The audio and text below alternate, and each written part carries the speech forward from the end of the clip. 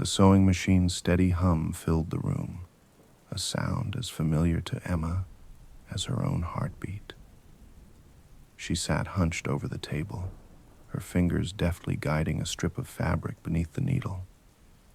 The soft light of her desk lamp spilled across the work surface, illuminating the precise stitches she'd been working on for hours. The rest of the room was cloaked in shadow, bolts of fabric stacked high against the walls like silent sentinels.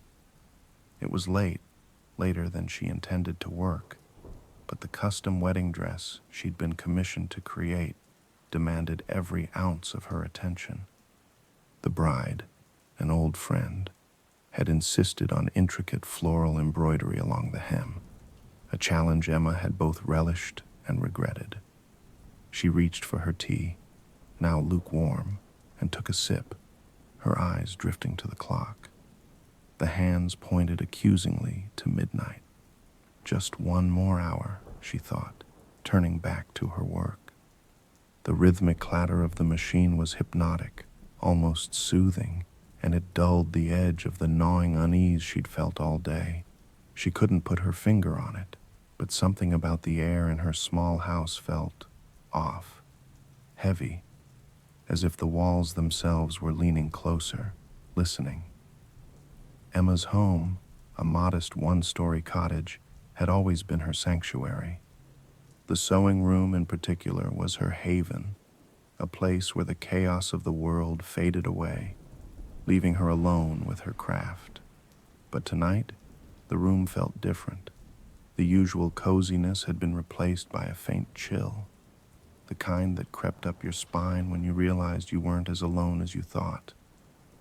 A sound broke her concentration, a soft scrape, like fabric being dragged across the floor. Emma froze, her hand hovering over the machine's power switch. She glanced around the room, her heart thudding against her ribs. The sewing supplies were exactly where she'd left them, the fabric bolts untouched. The sound must have come from outside. Setting her tea down, she crossed to the window and pulled back the curtain just enough to peer out. The street was bathed in pale moonlight, the empty sidewalks stretching away into the shadows. A faint breeze stirred the leaves of the maple tree outside her gate. She scanned the area, her eyes catching on a figure standing just beyond the circle of light cast by the street lamp. At first, she thought it was a person, maybe a neighbor walking their dog, but the figure didn't move. It just stood there, its head tilted slightly, as if watching her. Emma squinted, trying to make out more details, but the shadows obscured its features. A trick of the light made it look wrong. The proportions were off, the limbs too long, the head too small. She shivered and let the curtain fall back into place. "It's nothing," she whispered to herself, her voice shaky. "Just my imagination." But the sound of her own reassurance did little to calm her. She returned to her sewing table, her fingers trembling as she switched off the machine. The silence that followed was deafening, pressing in on her from all sides. She sat there for a moment, staring at the unfinished hem of the dress before deciding to call it a night. In the bedroom, Emma crawled under the covers, her thoughts still lingering on the figure outside. She told herself it was just some kid playing a prank or a random passerby, but as she drifted into a restless sleep, she dreamed of stitches, long looping threads pulling taut against fabric. In the dream, she was sewing something with frantic urgency, but every time she looked at her hands, they were empty. The next morning, Emma woke to find her sewing room in disarray. The bolts of fabric she'd left neatly stacked were now leaning precariously, one of them lying on the floor. Her pincushion had rolled off the table, scattering needles across the rug. Most unsettling of all was the spool of red thread dangling from the sewing machine, its loose end trailing across the room as if it had been pulled by unseen hands. Emma stared at the scene, her stomach knotting. She wasn't a messy person. She prided herself on keeping her workspace orderly. But maybe she'd been more tired than she thought the night before. Maybe she'd knocked things over without realizing it. Kneeling, she gathered the scattered needles, her fingers brushing against the thick, plush fibers of the rug. As she reached for the last one, she froze. There, etched into the wood beneath the edge of the rug, was a faint but unmistakable groove. It looked like the trail left by the pointed end of scissors or a needle being dragged across the floor. The line twisted and turned in a strange looping pattern, almost like handwriting. She pulled the rug back further, revealing more of the marks. They seemed random at first glance, but the longer she looked, the more they resembled the outlines of a crude, humanoid figure. A knock at the front door startled her so badly that she dropped the needle she was holding. She straightened, her heart racing, and hurried to answer it. Outside stood her neighbor, Mrs. Carlyle, a sprightly woman in her 60s with a penchant for gossip. She held a basket of fresh bread, her eyes crinkling with concern as she studied Emma's pale face. "Everything all right, dear?" Mrs. Carlyle asked. "You look like you've seen a ghost." Emma forced a smile, her fingers tightening on the edge of the door. "I'm fine. Just a bit tired. Long night." "Well, I won't keep you," the older woman said, handing over the basket. "But you be careful, all right? Strange things happen around here at night. Best to keep your doors locked." Emma nodded, murmuring her thanks as she closed the door. She carried the basket to the kitchen, her mind replaying Mrs. Carlyle's words. Strange things happen around here at night. For the rest of the day, Emma tried to focus on her work, but the sense of unease lingered, growing stronger as the hours passed. By evening, she was jumping at every creak and groan of the house. And when night fell, she found herself dreading the soft, shuffling sound that would surely return. As she sat in her sewing room, her hands trembling over the fabric, she wondered how long she could keep ignoring the figure that seemed to be watching her. And then she heard it again, the scrape of fabric against the floor, closer this time. Emma's breath hitched. The sound was faint, just barely audible over the ticking of the old clock on the wall. She stared at the doorway to the sewing room, her pulse quickening as the scrape came again, slow and deliberate, like the dragging of cloth across wood. Her hands tightened around the fabric in her lap, the wedding dress bunching under her fingers. She was no longer working, her needle abandoned beside the embroidery hoop. Every nerve in her body screamed for her to stay where she was, to pretend she hadn't heard anything. But the scrape came again, louder this time, and she couldn't ignore it. With a trembling hand, Emma reached for the sewing shears lying next to her lamp. The cool metal felt reassuringly solid in her grasp, though she wasn't entirely sure what she intended to do with them. She rose from her chair, each movement slow and deliberate, and stepped toward the door.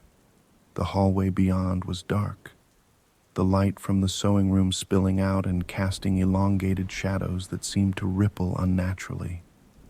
Emma peered into the gloom, straining her ears for any sound. The air felt dense, charged with something unspoken, and she realized she was holding her breath. "Who's there?" she called, her voice cracking under the weight of her fear.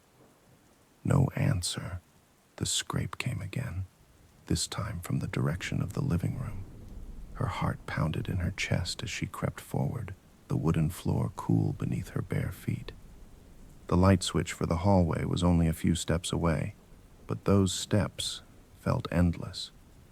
She kept glancing over her shoulder, certain she'd see something in the doorway of the sewing room. When she reached the switch, she flicked it on.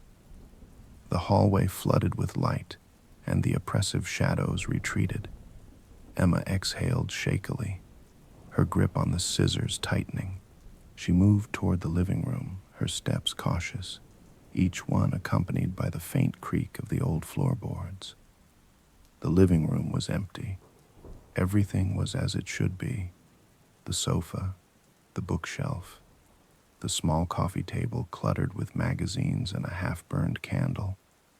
But the air still felt wrong, like the faint smell of mildew that lingered in the corner of a room you couldn't find the source of. Emma glanced at the front door, checking the lock, which was still secure. Her eyes caught on the rug near the door. It had shifted slightly, revealing a strip of bare wood. A groove in the floor caught her attention, a faint line etched into the wood, trailing off toward the corner of the room where a stack of fabric swatches sat on a chair. Her stomach twisted. The groove was fresh, the wood lighter and raw where something sharp had pressed into it. Emma stepped closer, kneeling to inspect the mark. It wasn't a scratch, she realized, but a trail, as if something had been dragged. Her gaze followed the line toward the fabric swatches. They were untouched, or so she thought, until she noticed a scrap of material that hadn't been there before. It was dark and coarse, its texture rough against her fingers as she picked it up. The stitching along the edge was crude, the thread uneven and jagged. Emma frowned, her pulse racing. She didn't recognize the material. It wasn't hers. She didn't sew with anything like this. It was too thick, too worn, like it had been salvaged from something old and discarded. The sound of the sewing machine startled her so badly that she dropped the fabric. The familiar hum echoed through the house, steady and rhythmic. Emma froze, her chest tightening. She hadn't turned it back on. Slowly, she rose to her feet, the scissors still clutched in her hand. The hallway stretched before her, the light casting long shadows that flickered unnaturally. Her sewing room was just beyond the corner, the doorway framed by the golden glow of the lamp she'd left on. The hum of the sewing machine grew louder as she approached. Her legs felt heavy, each step harder than the last, as if the air itself were pushing against her. She stopped just outside the doorway, her fingers brushing against the door frame.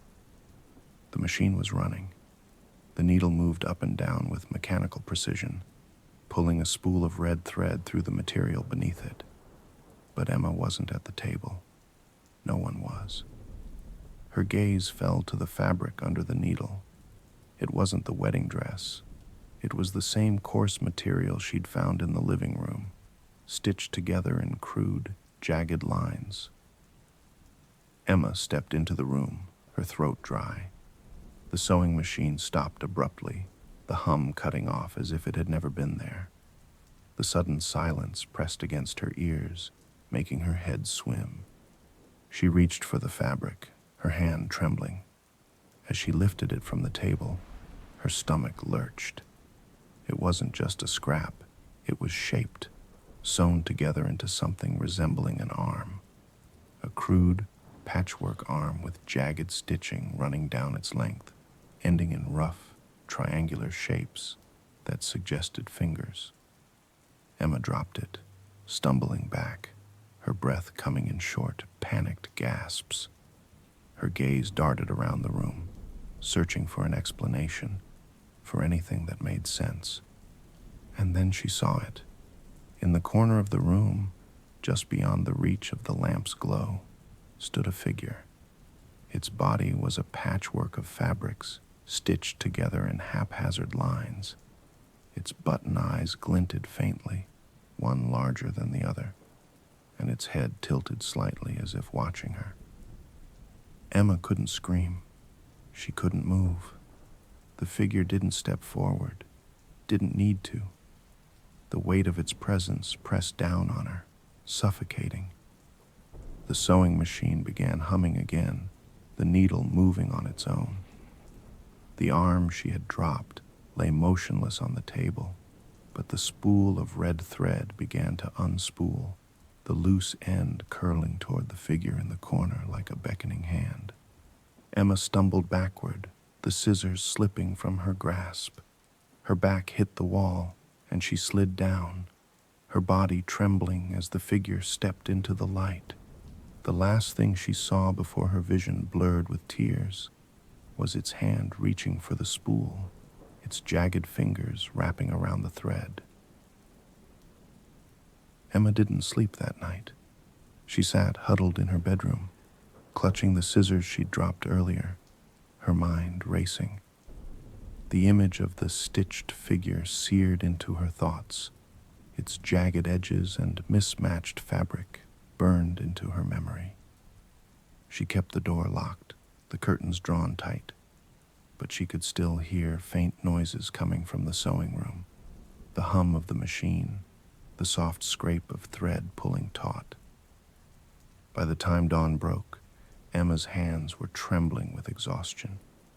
The daylight brought a fragile sense of safety, but it was tenuous at best. She forced herself to get up, ignoring the stiffness in her joints as she made her way to the kitchen. The house was eerily quiet, as if it were holding its breath. The sewing room door stood ajar. She had closed it the night before. She was certain of it. A cold weight settled in her chest. She wanted to ignore it, to leave the door as it was and call someone, anyone, for help. But her phone sat uselessly on the counter, its battery dead. She hadn't dared to leave the room to charge it the night before. Gripping the scissors tightly, Emma approached the sewing room. The door creaked as she pushed it open, the sound slicing through the silence like a blade. The sewing machine was off, its needle still. The half-finished arm was gone, as was the figure she'd seen standing in the corner. Her work table was neatly arranged, the fabric bolts stacked perfectly against the wall as though nothing had happened. She stepped into the room, her heart pounding. The only sign that anything had occurred was the spool of red thread, now almost empty, its remaining length coiled loosely on the table. Emma stared at it, dread pooling in her stomach. Her gaze drifted to the floor. The faint grooves she'd noticed before were still there, twisting in nonsensical patterns across the wooden boards. They looked almost deliberate now, as if someone, or something, had carved them with intention. Emma backed away, her breathing shallow. She couldn't stay here. She had to get out, to leave the house and never come back. But as she turned to leave, something on the table caught her eye. A piece of paper, folded neatly in half and resting where the red thread had been. Her hands trembled as she picked it up, the paper rough against her fingertips. She unfolded it slowly, her stomach sinking as she recognized the handwriting scrawled across its surface.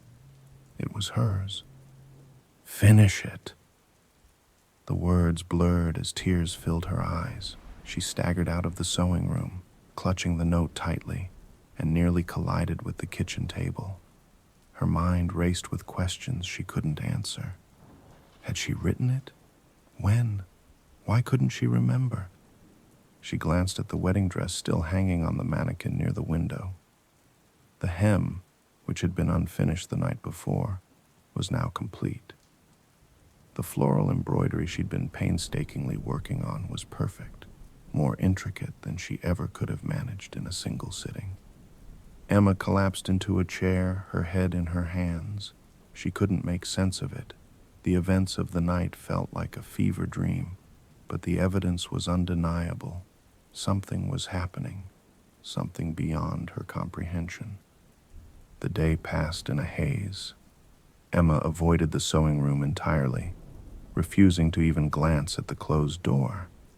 She kept herself busy, scrubbing the kitchen counters until her hands were raw. But the unease never left her. The house felt alive, watching her with unseen eyes. As evening fell, the familiar sense of dread crept over her again. She tried to tell herself it was just her imagination, that she was exhausted and paranoid. But when the sun dipped below the horizon, plunging the house into shadows, the air grew heavy once more. She locked every door and window, her hands shaking as she double-checked each bolt. The sewing room remained silent, its door firmly shut. For the first time since she'd moved into the house, she wished she wasn't alone. By midnight, the quiet became unbearable. Emma sat on the couch, wrapped in a blanket, her gaze fixed on the hallway. Her body was rigid with tension, every creak of the house sending jolts of fear through her. The sound came again, the scraping, slow, deliberate, and closer this time. Emma froze, her grip tightening on the scissors she kept by her side. The sound wasn't coming from the sewing room anymore. It was coming from the hallway. She rose to her feet, her breath shallow. The air was thick, suffocating, as she moved toward the source of the noise. The hallway stretched before her, the shadows darker than they should have been. As she reached the corner, she stopped. The sound had ceased. A figure stood at the end of the hallway. Emma's stomach dropped. It was one of them, a stitched figure, its body crudely assembled from scraps of fabric. Its button eyes gleamed faintly in the dim light, its head tilting to one side as it watched her. Her legs refused to move. She stood rooted to the spot, her heart hammering in her chest. The figure didn't approach. It simply stared, its mismatched form unnervingly still. And then it raised its hand. Emma stumbled back, the scissors slipping from her grasp and clattering to the floor. She turned and ran, her feet pounding against the floorboards as she fled into the living room. She locked the door behind her, her chest heaving as she pressed her back against it. The house was silent again, but the feeling of being watched remained. When she dared to look out the window, she saw them. Dozens of figures stood in the street, their patchwork bodies swaying gently in the wind. They faced her house, their button eyes fixed on the windows. One of them raised its hand and pointed toward the sewing room. The sewing machine began to hum. Emma's body trembled, the hum of the sewing machine like a living pulse echoing through the walls. She wanted to scream, to bolt out of the house, but the sight of the figures outside rooted her in place. Their patchwork forms stood motionless, but their collective gaze bore into her with an intensity that made her feel as though her very skin was unraveling. She clutched at the doorframe for support, her breath shallow and uneven. The sewing machine's hum grew louder, almost insistent, as if calling to her. Her mind raced with fragmented thoughts. Why is this happening? What do they want from me? But deep down, she already knew the answer. The note, the dress, the stitches she hadn't made but now existed. Finish it. The words rang in her head, demanding, relentless. She shook her head violently, backing further into the living room. No, she whispered, her voice hoarse. I won't. As if in response, the front window rattled, a sharp crack splitting the air. Emma spun around just in time to see one of the figures pressing its jagged hand against the glass. The fabric of its fingers twisted unnaturally, the stitches pulling taut with each movement. Behind it, the others began to shift, their button eyes gleaming brighter under the street lamp's flickering light.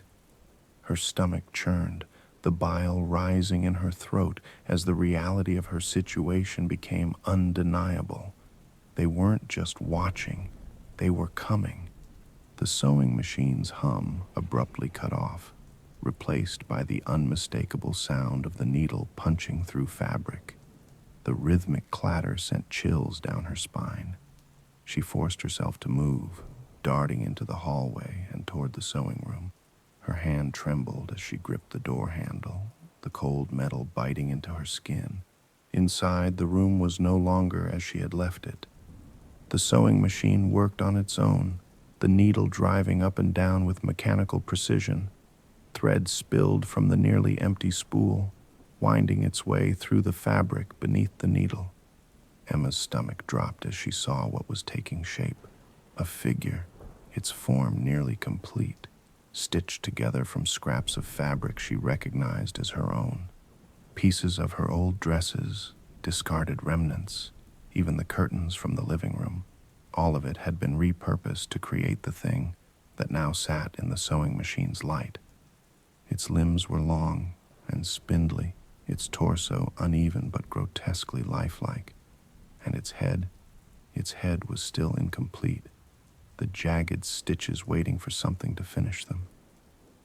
Emma stumbled backward, her heart hammering.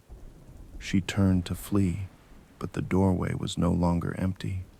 A figure blocked her path, its button eyes staring unblinkingly at her. Its body leaned forward, its movements slow but deliberate, as if savoring her fear. The light from the sewing machine cast it in sharp relief, the crude stitches along its limbs glinting like fresh wounds. "No," she gasped, backing further into the room. "Stay away." The figure tilted its head, its button eyes shifting toward the sewing machine.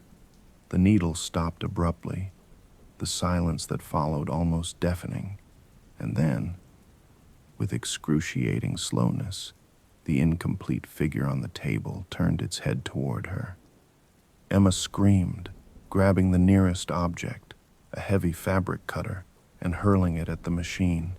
The blade clanged against the metal, toppling the spool of thread and sending the machine into silence. She didn't wait to see if it had worked.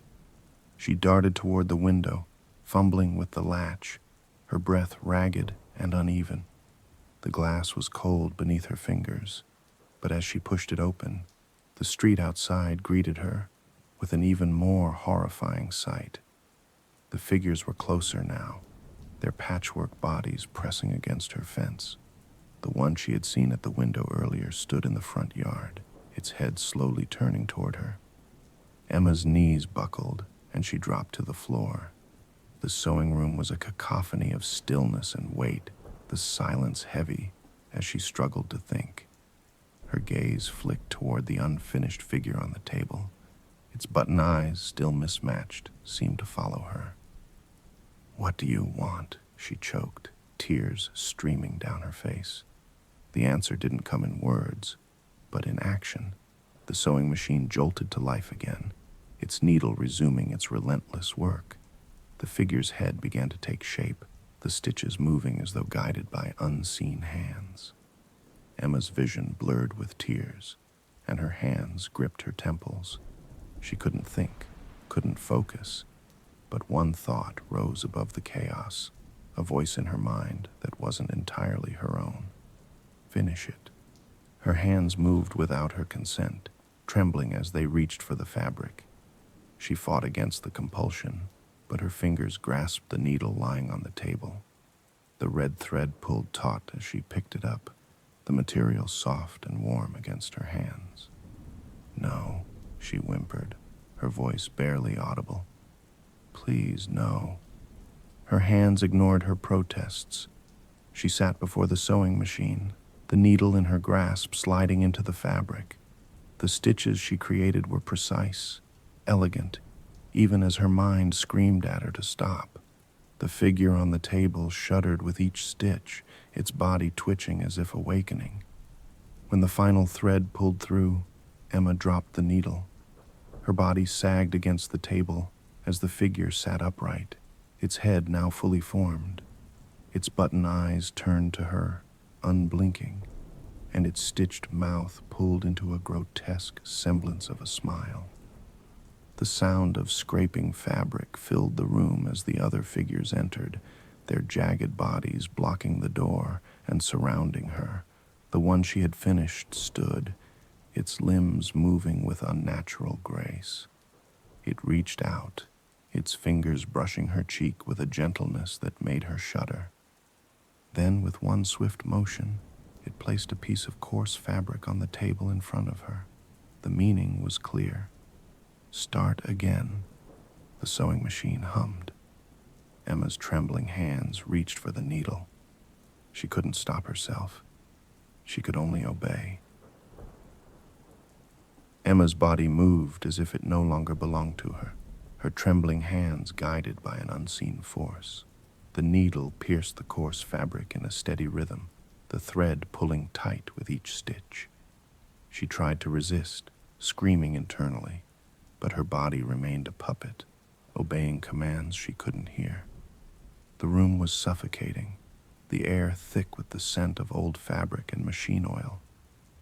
The figures loomed around her, their mismatched forms blocking any escape. Their button eyes gleamed in the dim light, unblinking, watching her every move. Her fingers worked mechanically, each stitch binding her closer to some horrific fate she couldn't comprehend. The material beneath her hands wasn't random.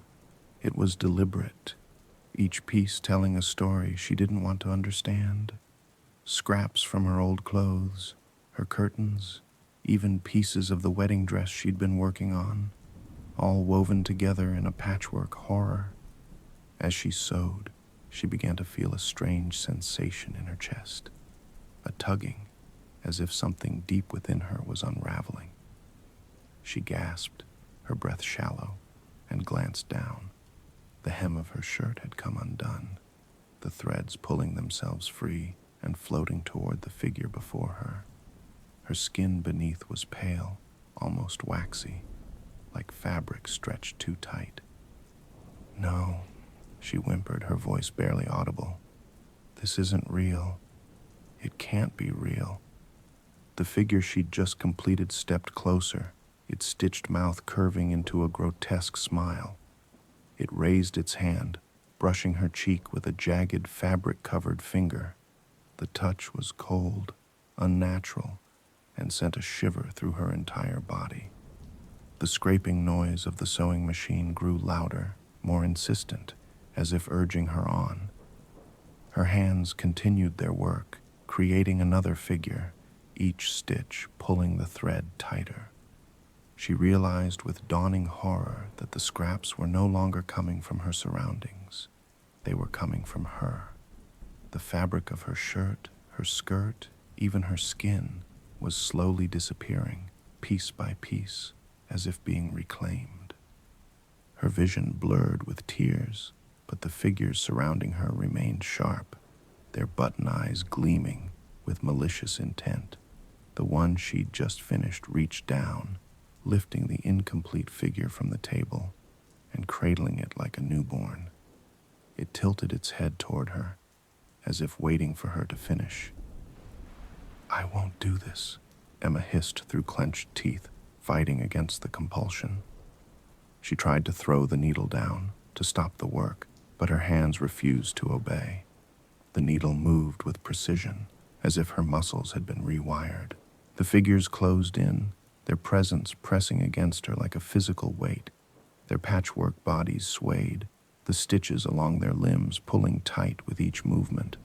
One of them leaned closer, its jagged fingers reaching for her arm. Emma screamed, her voice raw and desperate. The sound echoed through the room, but the figures didn't flinch. The sewing machine whirred louder, drowning out her cries. Her mind fractured under the weight of it all, her thoughts spiraling into chaos. She saw flashes of her life, moments of joy and sorrow, threading together like the stitches on the fabric before her. Her childhood home, her first sewing machine, the face of the bride who'd commissioned the dress, and then nothing. Just the figures, their button eyes unblinking, their stitched mouths whispering words she couldn't understand. The figure holding the incomplete creation extended it toward her. Emma's hands worked faster, the needle piercing the fabric with frantic urgency. Her breath came in shallow gasps, her body trembling with exhaustion. But she couldn't stop. She could only sew. The final stitch pulled tight, and the figure on the table shuddered to life. Its button eyes blinked once, then turned toward her. Emma collapsed against the table, the needle slipping from her hand. Her chest ached, the tugging sensation now unbearable. She looked down and saw the thread unraveling from her body, pulling her apart piece by piece. The room tilted as she slid to the floor. The figures stood around her, their button eyes glowing faintly in the dim light. The one she'd just finished stepped forward, leaning down to meet her gaze. Its stitched mouth opened, and for the first time, Emma heard its voice, a low, hollow whisper that echoed in her mind. "You're part of the tapestry now." The figures moved in unison, their jagged fingers reaching for her. Emma's vision blurred, the room dissolving into darkness as the thread continued to pull, unraveling her completely. When Emma awoke, the sewing room was empty. The table was bare, the sewing machine silent. The air felt heavier, almost suffocating, and the walls seemed to press closer. She tried to move, but her body felt wrong, stiff, unnatural. She looked down and froze. Her arms weren't her own. They were made of fabric, stitched together with jagged lines, the thread pulling tight at every joint. Her hands trembled as she touched her face, her fingers brushing against rough material and the smooth surface of buttons. She staggered to the mirror on the wall, each step unsteady. The reflection that stared back was unrecognizable, a patchwork figure with mismatched fabric and button eyes. She raised her hand, and the figure in the mirror mimicked her perfectly. "No," she whispered, her voice hollow and alien. "This can't be." But it was. She had become one of them. Outside, the figures stood silently in the street, their button eyes turning toward the house as if sensing the change. The sewing machine in the room behind her hummed to life, its needle moving on its own. And in her mind, the voice whispered again, "Start again." The hum of the sewing machine filled the air as Emma, now a stitched one herself, took her place among the others.